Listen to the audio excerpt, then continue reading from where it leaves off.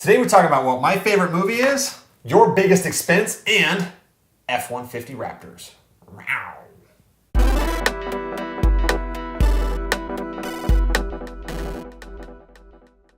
Welcome to I Love Real Estate Stories from the Trenches, episode number 15.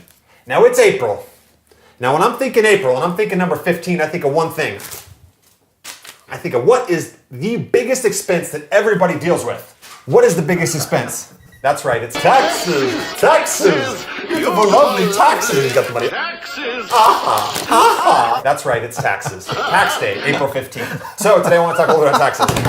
Okay, I got to explain myself. It seems so pompous to throw money, doesn't it? Jason and I have had this joke for a while because there's somebody who's watching from the trenches right now, I think, who actually had in his presentation, he wanted to throw money. So he ran down the aisles throwing money out. And I just You gotta admit it's pretty awesome. I mean, it's ridiculous, but it's kind of awesome. It's ridiculous. It's kind of like Price is Right awesome. Yeah, it's kind of like Price is Right awesome. So that's true. So I always wanted to do that. So I'm like, hey. Anyway, there it is. But no, seriously, I want to talk today a little bit about taxes because it is our biggest expense, right? I want to give you guys a tale of two investors today. So in order to lower tax liability, there's a couple of things that you can do as a self-employed real estate investor. You can put money away in like self-directed IRAs, health savings accounts, and things like that. Or if you buy a vehicle that's over 6,000 pounds for business use, it's a tax write-off, right? So here's the two investor examples. You have one investor who says, I'm going to take $50,000 and I'm going to put it away into a self-directed IRA, a SEP. You've got another investor who says, I still want that same $50,000 tax break. We're reducing my tax liability by $50,000, so I'm going to buy a truck.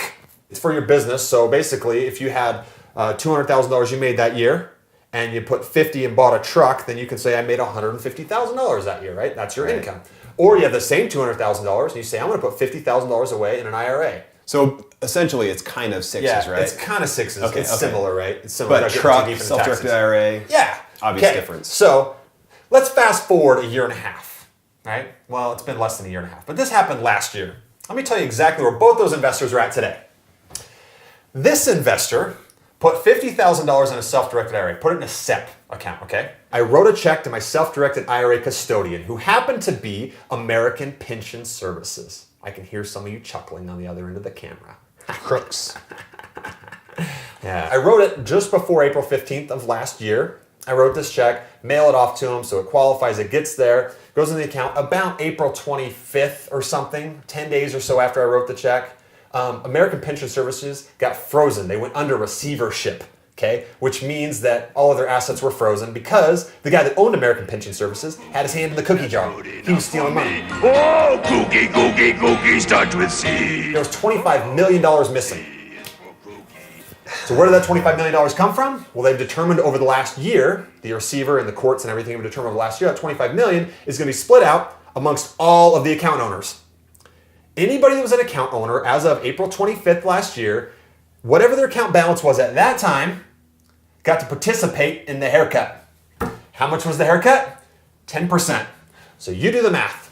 That's correct. $5,000. So now my account was worth $45,000. Now let's look at investor number two. What happened to him? He bought a Ford F-150 Raptor. We just had lunch today and I was talking to him about it. And he said, actually, his truck that he bought like almost a year and a half ago, because he bought it before the end of the year so he could qualify. It's actually, since they discontinued the certain model he's got, it's actually appreciated value. So it's worth as much or more than what he paid for it. So these two investors are both trying to find legitimate deductions, and we did. That's what happened a year later. Live and learn, right? Well, how am I going to stop him? I didn't know the guy's hands was in the cookie jar, right? But again, I still have my SEP and he still got his truck, but I guess you never really know. But I just want to show you guys, illustrate that taxes are our number one expense, and finding ways. I'm still happy that I did that because I saved more money in taxes than the $5,000, right? And he's happy he did it because he got the use of the truck. But I always think, one of my favorite movies, and here's another insight on it, one of my favorite movies is Robin Hood. And not the one with Kevin Costner, because I don't really care about the Kevin Costner one. Robin Hood, the cartoon one. It's one of my favorites since I was a kid. And I love Prince John. He goes, taxes, taxes, beautiful, lovely taxes. He's got the money. Taxes. Right? He's throwing his money around. Yeah. So that's what it is. Everyone's got to be subject to the taxes. But you can reduce your liability by finding legitimate tax write-offs. And even if you happen to get hosed like this guy did, writing a check to American Pension Services, 10 days later, they're taking 10% of it. Still, it's worth it to be able to find those deductions, to pay less in taxes, because I'm trying to eliminate my number one expense, which is taxes. Learn about taxes, learn about how you can have legitimate tax write-offs so that you can keep more of this stuff in your pocket. So that's the story from this week. Tale of two investors. Wow. I should have bought a truck.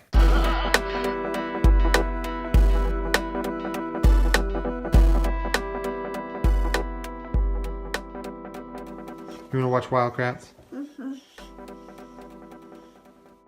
Hey, Jason and I at I Love Real Estate Stories love making these videos for you. Show us the love, hit the like button, put some comments beneath, and subscribe to the channel.